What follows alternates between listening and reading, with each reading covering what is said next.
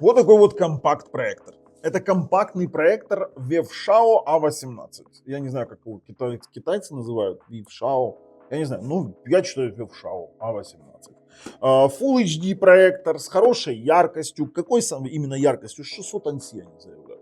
Насколько она правдива, я не могу сказать, но то, что я вам покажу сегодня, он действительно даже не полностью затемненной комнате отлично отображал изображение, отлично отображал базовые цвета, еще и создавал эффект амбиента, потому что яркость действительно велика. Но настолько ли хороший проектор за те деньги, которые он стоит? А он стоит всего лишь $178 на текущий момент с автофокусом, с автокоррекцией кейстоуна, с трапециоидом, то есть автоматическим. То есть это полностью автоматический проектор, еще и компактный.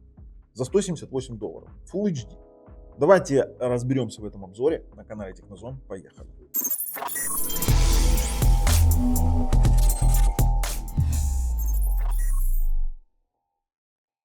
Смотрите, все очень просто. Ссылку вот на этот проектор я закинул вам в описании под видео на проверенного продавца, где покупали мы. А еще, конечно же, подписывайтесь, нажимайте колокольчик, и специально для жителей Украины у нас есть акция под видео. Пожалуйста, переходите и участвуйте, только для подписчиков из Украины. Смотрите, Wavshao New A18 проектор 1080p, $178, все красиво расписали, все хорошо показали. Неплохие рейтинги у проектора, ну пока что их мало, проектор новый, но люди уже получали и даже использовали и неплохую картинку получили. Теперь Full HD, максимально 4К поддержит, это тупо 4К, он декодирует тестовые ролики, я могу вам так сказать. Если вы хотите, например, использовать 4К внешнее устройство, у меня, например, при подключении Mi Box были проблемы с 4К в том плане, что он не воспринимал 4К изображение. Но это все мелочи. Это все мелочи, потому что и цена его $178. Если брать с какими-то более дорогими моделями, у которых там и покруче, допустим, яркость, покруче бренд, это все понятно. Теперь максимально 200 дюймов он может потянуть, очень быстрый автофокус, это я все подтверждаю, все красиво. Дальше, Android OS, это все фигня, Android здесь базовый, Android 9 без возможности ввода своего Google аккаунта. Теперь 5 ГГц Wi-Fi полная фигня, потому что у нас ситуация с тем, что в YouTube мы пытаемся посмотреть нашу дикую реку, тестовый ролик, и он выдает от 8 до 13 мегабит, что вызывает, честно говоря, дикие дропы. Ну и, конечно же, тут еще дропы может вызывать, откровенно говоря, слабоватый процессор. Это High Silicon, 4 ядра Cortex A53 по 1000 МГц. Это слабовато, как для, допустим, заявленных 4К декодинга, и плюс еще и тут 1 гигабайт оперативной памяти на 8 хранилищ. Действительно маловато. Насчет реалистичных цветов я подтверждаю, он хорошо откалиброван завода, у него действительно реалистичные цвета. Ну, знаете, в чем вопрос? У него, конечно же, нет 24 кадров честных за такие деньги, вы их и не найдете. Но есть еще один момент. Они все расписывают тут красиво, но вот это вот все красиво, справедливо только для внешнего устройства, потому что на внутреннем устройстве у нас создалось впечатление, что сам по себе проектор выдает картинку с качеством 720p, а не хотя бы 1080p, но на внешнем устройстве у нас такого ощущения не было. На внешнем устройстве он действительно работал намного лучше. Тут они много всего красивого опять же пишут, 30 тысяч часов, 600 ANSI люмен. А почему они пишут процессор MT6269? Это обман, потому что у него не MT6269. MT6269 намного круче, у него процессор High Silicon. Вот здесь вот уже мне не нравится такой момент. Подождите, а вообще это что-то A18, прикинь, они пишут, что у него процессор МТК хороший. А здесь у нас процессор High Silicon. Ну, как-то, ну, может быть, опечатка просто. Я не думаю, что в столь слабом проекторе есть смысл еще в чем-то обманывать, что он и так слабый. Ну, такое себе. К сожалению, украинского языка нет, но есть русский. В остальном всем сейчас переходим, его распаковываем, подключаем и делаем выводы. Оп, проектор. Давайте открываем. Вот как вот это вот прочитать? Wavshao. Ой, я одну. Ага, это ну, не знаю, как это читать. Ну, короче, будем распаковывать. Опа! Смотри, как сразу. Самый обыкновенный пульт инфракрасный. Самый обыкновенный пульт, который используется у нас в проекторах. Дальше HDMI кабель неинтересно. Вот такой вот кабель питания. А что тут? И сам по себе проектор. Да лови, его еще достать надо. Вот это будет лучше. Давай. Там еще тряпочка была. Ой. Так. Вот так вот вскрыли. А теперь смотрите, что же делают китайцы за, мать его, 100 с мелочью долларов.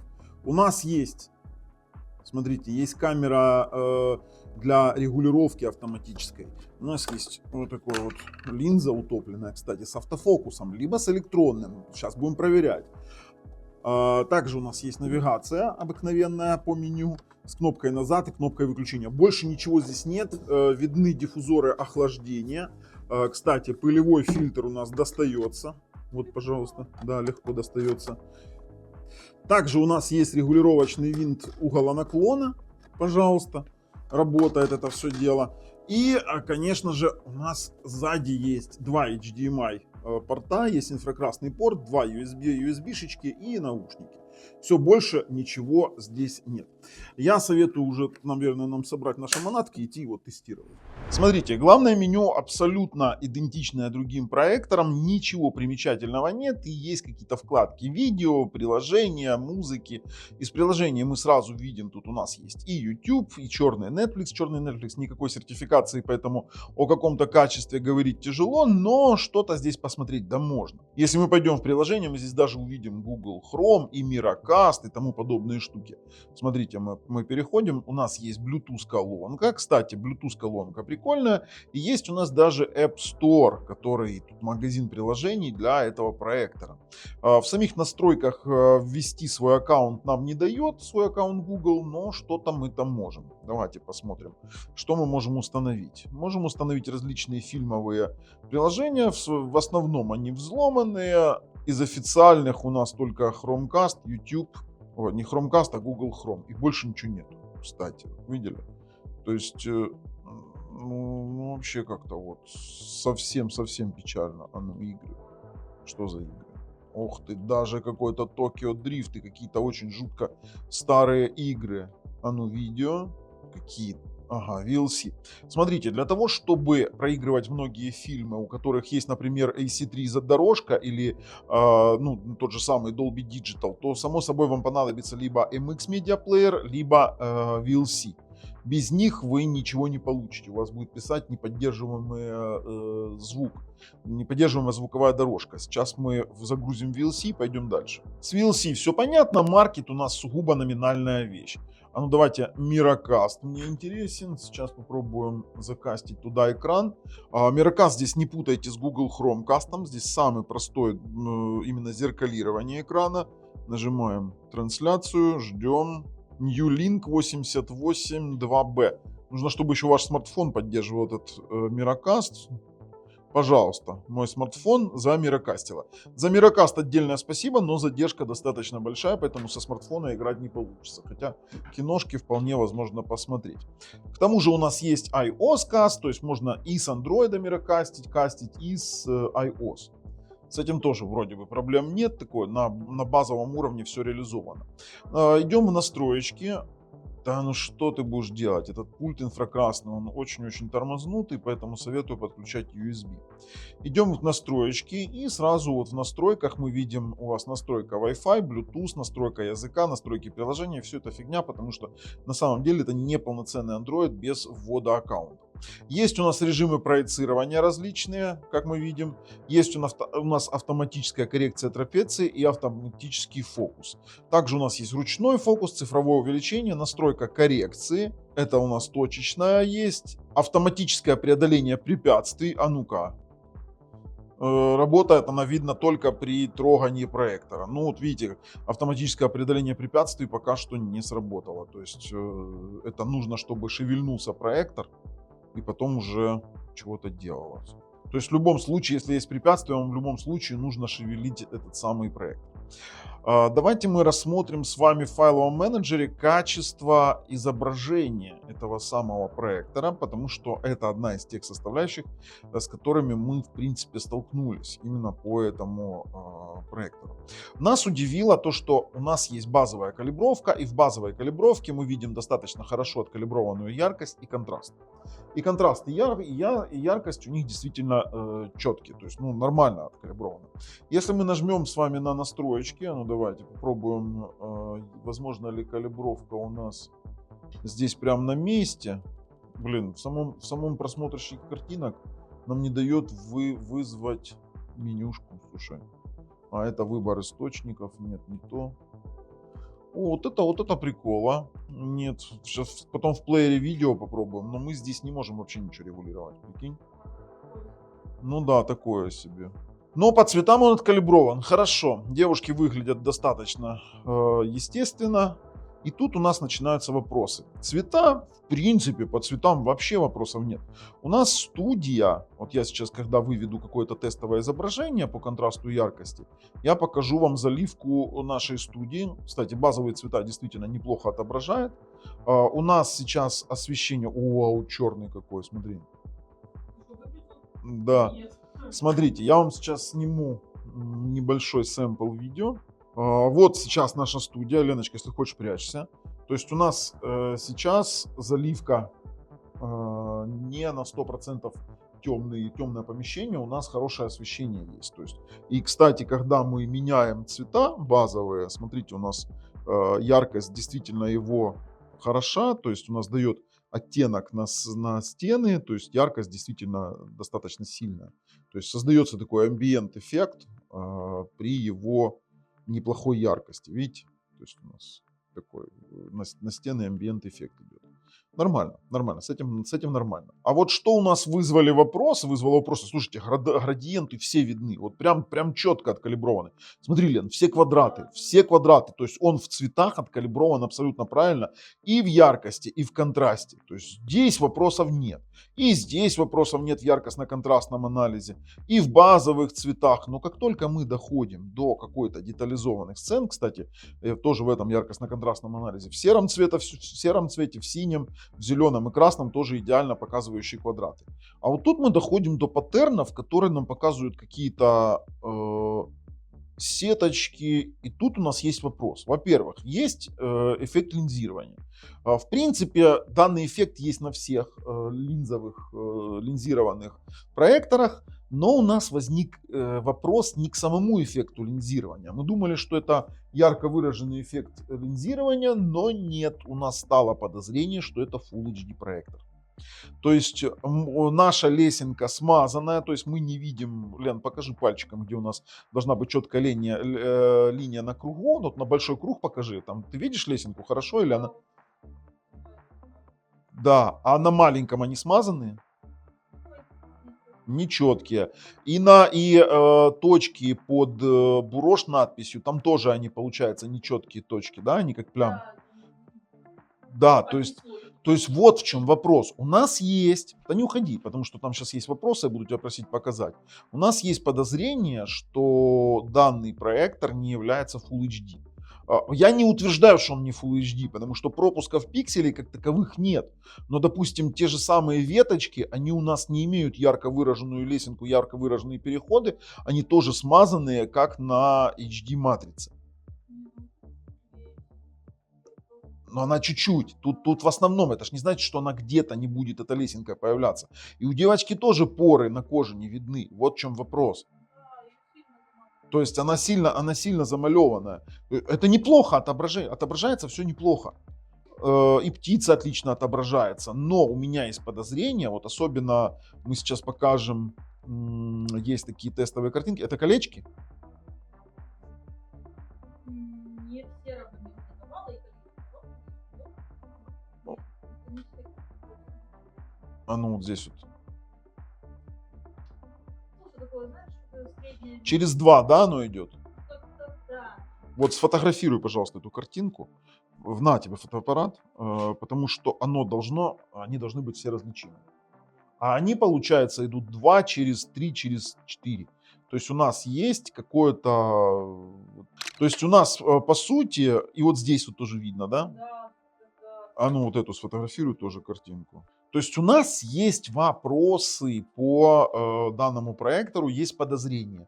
Мы не можем говорить, что он четко не Full HD, но то, что матрица мажет, честно скажу, есть. Хотя вот знаете, что самое интересное, очень неплохо показывает текст. Это одно из наших удивлений. То есть здесь вот я на расстоянии там 3-4 метров, там Лена до 5, я могу различать 11 текст более-менее в черном, 12 более-менее на белом.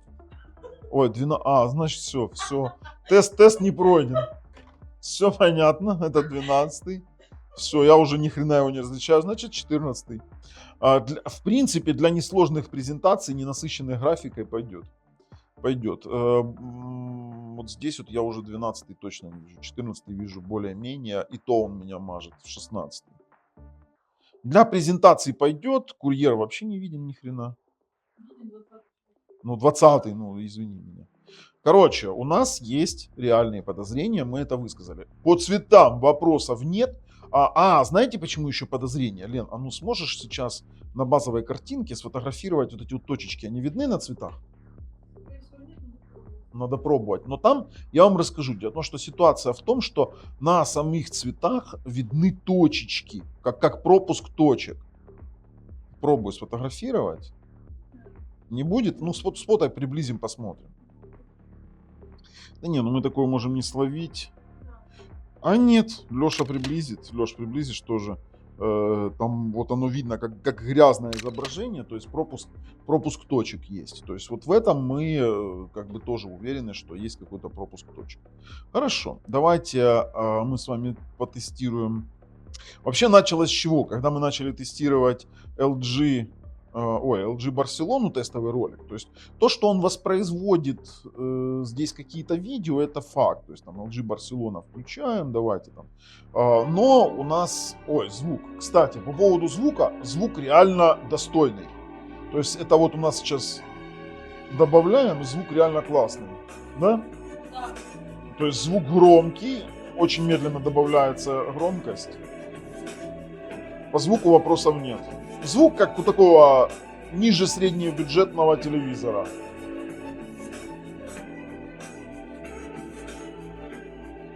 Да, ниже среднебюджетного телевизора показывают неплохо. Но у нас возник именно вот этот вот вопрос лесенки на зданиях. У нас на зданиях появилась такая лесенка, как знаете, как ролик как будто не 4К ужатый до 1080p, а такое впечатление, что ролик 4К ужат до Full HD. Опять же, я не говорю ни в коем случае, что это не Full HD, скажем так, контент. Сейчас 8К не декодирует. Я ни в коем случае не говорю, что это не Full HD ролик. Вернее, не Full HD разрешение. Но давайте попробуем LG New York 4K. И мне интересно, можем ли мы на этом изображении, на видео, делать какую-то коррективы картинки. Заходим, настройки изображения. Да, мы можем в главном меню регулировать яркость, контраст, насыщение и четкость. Но в данном случае нам это практически не нужно делать. Мы можем менять пресеты. Вот есть у нас, смотри, как яркий, хорошо. Да. Яркий пресет, мягкий, режим ПК, пользователь. По цветам, яркости и контрастности у меня вообще вопросов нет. Я вам серьезно говорю. То есть то, как он настроен, это просто отлично. Еще и звуковые режимы менять можно. Смотрите, какая красота. То есть идеально практически. Просто хорошо показывающий, скажем так, проектор. Давайте пойдем посмотрим, как, например, показывает у нас ютубчик. Я вам скажу так, он стоит ровно своих денег. Вот я не скажу, что это там какой-то топ-проектор, вот он ровно отрабатывает на свои деньги. Ни более, ни менее. Так, включаем дикую реку. Интересно. С рывками воспроизводится, говорю сразу.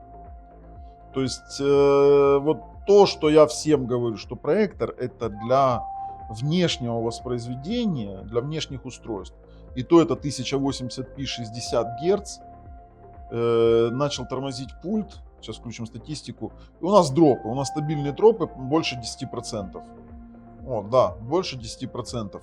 Он показывает connection speed на 5 мегабитной, на 5 гигагерцовой сети 8 мегабит. Это ужасно. То есть я вам скажу, Wi-Fi 5 ГГц, вот как его косвенно померять? Возьми, запусти YouTube, посмотри, сколько он максимально берет, и мы видим, что проигрывает это в край нехорошо. То есть все, он с дропами играет, это плохо. Слушайте, давайте открываем AIDA 64, посмотрю еще его характеристики. High Silicon, нет, не хочу пока ничего загружать. 1 гигабайт оперативной памяти, ну этим все в принципе и сказано, на 8 гигабайт хранилища. Центральный процессор тот же самый High 3751, это Cortex A53, старые ядра по 1 ГГц, очень слабый проц. За отображение отвечает Mali 450 MP, тут еще нам рекламы нафиг не хватало. 450 MP, сетка с коннектом 180 мегабит, то, о чем я и говорил. Доступа к температуре нет, все очень и очень печально по программной составляющей. Давайте попробуем еще один интересный момент. Подключим внешнее устройство. Так, мы подключили внешнее устройство. Это у нас Xiaomi Mi Box S второй ревизии. Давайте пойдем в настройки, посмотрим, какую он максимальную у нас воспринимает. 1080p 60 Гц. Это хорошо. Это хорошо, объясню. Мы можем в данном случае с вами говорить о том, что он действительно 1080p, возможно, он реально честный проектор. И для этого нам нужно посмотреть те же самые тестовые картинки, только уже через внешнее устройство и оценить, что у нас изменилось. Ну, сейчас мы смотрим внешние картинки с натуральными цветами, достаточно хорошо сделанными цветами, реально. То есть проектор откалибровали отлично. Смотри, то же самое. А нет, смотрите, через HDMI у нас чуть-чуть другая ситуация. У нас чуть-чуть калибровка сбита. Попробуем здесь в настройках. Да, и здесь вообще оно по-другому. Так, сейчас мы по яркости добавляем, чтобы были все прямоугольники видны. Так, все видны, Лена? Ну смотри, да, обычная для калибровки, все понятно. Так, есть. Теперь контраст нам нужен. Оп, появились все. И яркость уже на фоне контраста мы уменьшаем еще сильнее. Все, у нас хорошо откалиброванный проект. Смотри, как, ой, слушайте. А он от HDMI-то показывает намного интереснее. Намного, вот прям конкретно интересней. Слушайте, прям картинка красивее. А ну пока. Так у нее этот, слышишь, и эти лесенки появились. Не лесенки, а... Да, сейчас посмотришь. Полосата? А ну смотри дальше. Сейчас посмотрим на каких-то этих. Яркостно-контрастный анализ идеальный. Кстати, по нему можно тоже калибровать. А точки здесь есть? Точки есть, да? Угу. То есть по качеству самого изображения такой 3 из 5. По цветам 4 из 5 дал бы. По цветам, контрасту и яркости. Ой, слушай, все, да, квадраты видны? Да, но они грязные, да? Так, линзирование. Что с линзированием? О, а средние точки, смотри, четкие. Точки четче, да? То есть данный проект, да, вот там вот линзирование прям видно. Я вам скажу, данный проектор показывает лучше с HDMI источника, чем с источника из внутреннего, скажем так, проигрывания. Слушай, ну я тебе скажу, особого какого-то... А ну посмотри. Другая? А что? Да, качественнее. То есть более детализованно, да? Да, через HDMI. Скорее всего, это Full HD проектор, но со своими фишками. Вот, я, кстати, 12 текст вижу здесь. Слушай. 11 нету. Слушай, я даже 10 вижу. Слушай, а может у него внутренний этот фигню выводит 720? А внешне, а мы сейчас там по AIDе посмотрим. Там, скорее всего, разрешение рабочего стола 720p и само по себе разрешение viewporта даже 720p. Да, это High Silicon процессор. Они, смотри, здесь даже ветки по-другому выглядят. Вот, видишь, косяков-то нету. О, поры над этими Да, здесь намного детализованнее картинка. Все, ребят, ну это 1080p проектор, но только на внешнем устройстве. Я вам могу сказать сразу. Давайте попробуем с вами проиграть еще какие-то видосики такие красивые, чтобы мы с вами могли оценить, Или выиграть. насколько или выиграть, насколько красиво он показывает. Действительно, проектор за свою цену, вот не более, не менее. Кстати, новое наше тестовое видео для тех, кто не смотрел еще, это 4К Дикий лес, магический, как мы его назвали, магический лес. И базовая у него был битрейт 186 мегабит с HDR10 и вообще в HLG с HDR10. То есть вы спокойненько можете тестировать свои ТВ-боксы, очень-очень крутой на нашем канале 4К Geoplace. Слушай, вообще отлично выглядит. Да. Просто отлично. Для игр данный проектор я, честно говоря, не советовал бы. Есть у него эффект линзирования достаточно такой выраженный, как на всех и проекторах, только есть на более дорогих проекторах этот эффект менее выражен. На таком проекторе он более выражен, но показывает он очень неплохо. То есть я вот сейчас даже телефоном засниму вам паттерн небольшой, чтобы вы понимали, что мы не врем. И вот даже при этом освещении, вот, пожалуйста, смотрите, действительно картинка, вот я сейчас сделаю там, давайте, 2х, очень-очень неплоха. Ну, вы можете видеть мерцание, это дело в том, что мерцает сама камера из-за несовпадения частоты съемки. Самого визуального эффекта мерцания нет как такового. 24 кадра, ну вот мы сейчас проверим еще на 24 кадра, но показывает он крайне плохо. Я как бы никаких претензий. Звук неплох, но немножко грязное изображение, вот это вот, конечно, напрягает. Сейчас попробуем 24-кадровый режим. Да блин, что такое? Куда нам надо выйти в главное меню? Пойти принудительно включить 24 герца. Давайте 1080p 24 герца. Идем в файл менеджер. Включаем проигрывание 24-кадрового видео. Давай стартуем. И снимаем с выдержкой в 1 секунду. Видим с вами четкую шахматку. Видишь, шахматы, да. То есть никаких честных 24 кадров тут нет. Ребят, готов пройти, прорезюмировать данный проектор, поэтому переходим. В качестве выводов скажу, я могу рекомендовать его именно за эти деньги. Дороже он стоить не может, и за дороже я бы его не купил бы никогда. Немножко смущает вот этот вот при очень близком рассмотрении немного грязноватый цвет, а в целом у меня создалось приятное впечатление от просмотра. У него неплохой звук, неплохая картинка и хорошо откалиброванные цвета, яркость и контраст. Вот в данном случае вот он, знаете, как это называется, он стоит своих денег. Вот я могу сказать, что он говно, но это если бы он стоил там 350-500 долларов. Но за 178 долларов вполне себе приемлемая вещь, на которой, кстати, играть я не советую, задержка достаточно высокая. А вот посмотреть киношку, посмотреть ютубчик, вполне себе приятная вещь за недорого, если ты хочешь там не переплатить, а вот там для чего-то купить, не знаю. В общем, нормальная штука за свои бабки. А с вами был Бабл на канале Технозон.